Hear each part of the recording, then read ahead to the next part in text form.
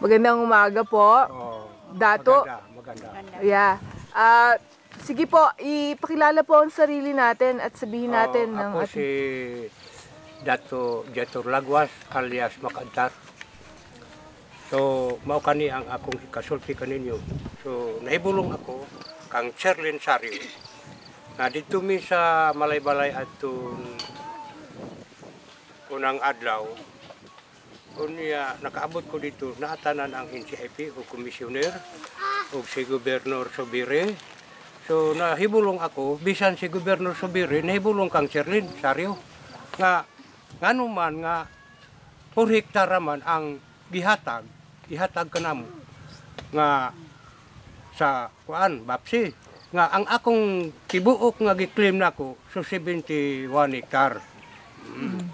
So mao kana nga nasubo ang akong hunahuna kay ang naandan nga akong gi-claim 71 hektar. Kunya karon gitagaan lang ko og 4 ka hektarya. Nga dili man kay 4 ka hektarya ang akong gi-claim kay kinatibuk-an man ang akong gi-claim sa Bapsi. So mao kana ang akong pagmahay kang Sherlyn Sario. So tinuod lang kini di ay si Sherlyn Sario, siya ang usa nga utok sa dili siya mismo ang ni kuan no dumili nga idili niya ang maong ancestral dumina mo diri sa Kimaya. Mao kani si Sherlyn Sario. So maayo unta kana si Sherlyn Sario nga iimbestigar. Oh, nganuman nga 4 hektaryas raman ang ihatag sa amo nga tibok man ang kuan kanang 71 hektar. Unya mas pa kana unta ang excess ihatag unta na sa amo kay way labot ka ng excess. Ha?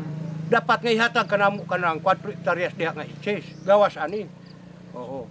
So mao kana naglibog ko. Ngano man kining NCIP si Sherlyn Sario tabi lang kay dili ingon paglara sa NCIP. Pero kini si Sherlyn Sario marunong. Marunong kini si Sherlyn Sario. Kay dito po niya gigamit nga 4 hektaryas ang kay mo kana ang akong nadunggan dito. Oo. So ako di ko musugot, bahalag patyong ko nila dire. Oh, kay kung dili gani mi magkasinabot ani, panahon ra nga magamit ang pakusugay.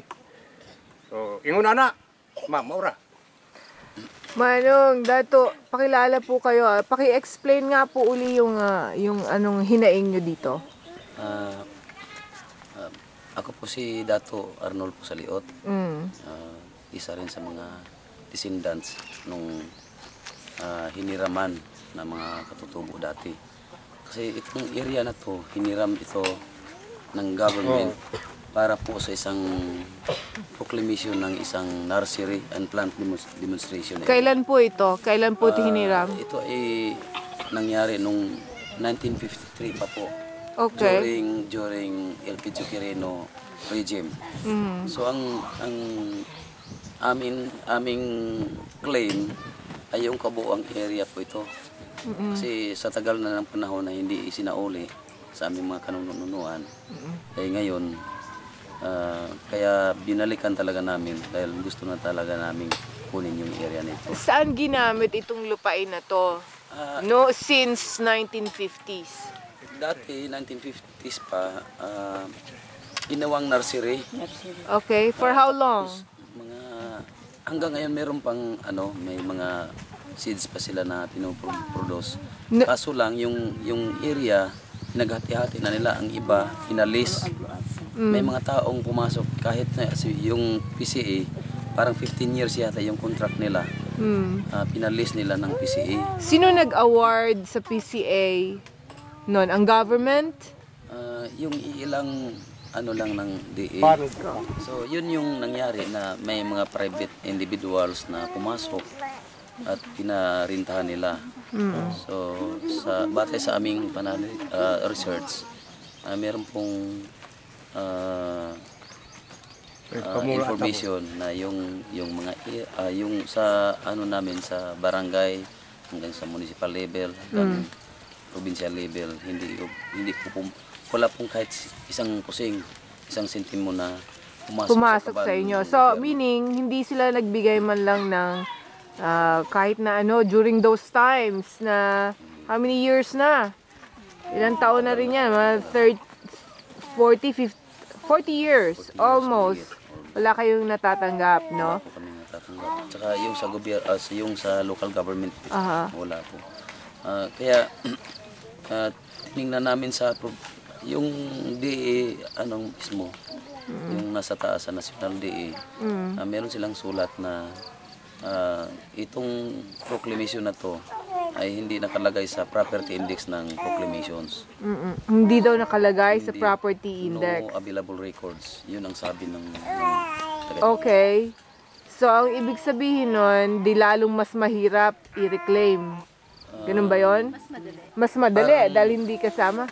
Kung pinakikinabangan ng ibang tao, ilang tao lang sa gobyerno ang nakinabang at Okay. ilang tao yung nakinabang na tagalabas, Oo.